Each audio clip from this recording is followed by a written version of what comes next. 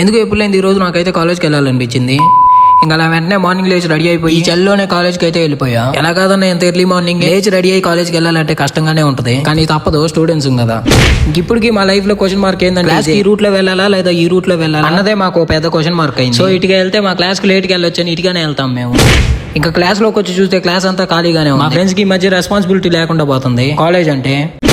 అలా lunch break time అయితే అయింది. సో మేమైతే క్యాంటీన్ దగ్గరికి అయితే వెళ్తాం. అదేంటో కానీ వీడైతే మాకు ఓన్లీ క్యాంటీన్ లోనే కనపడతాడు, క్లాస్ లో ఎక్కడ కూర్చుంటాడో కూడా తెలియదు మాకు.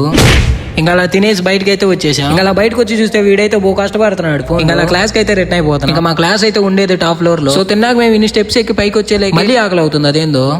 సో అలా క్లాస్ లోకి వచ్చి విండో ఓపెన్ చేసి నా బైక్ అయితే చూస్తున్నాను, కానీ అది తప్ప నుంచి అన్ని కనపడుతుంది. ఎందుకు ఈ బోర్డుని చూస్తుంటే బాగా నిద్ర వచ్చేస్తుంది, మాకే ఎందుకు ఇలా వస్తుందో అర్థం కావట్లేదు.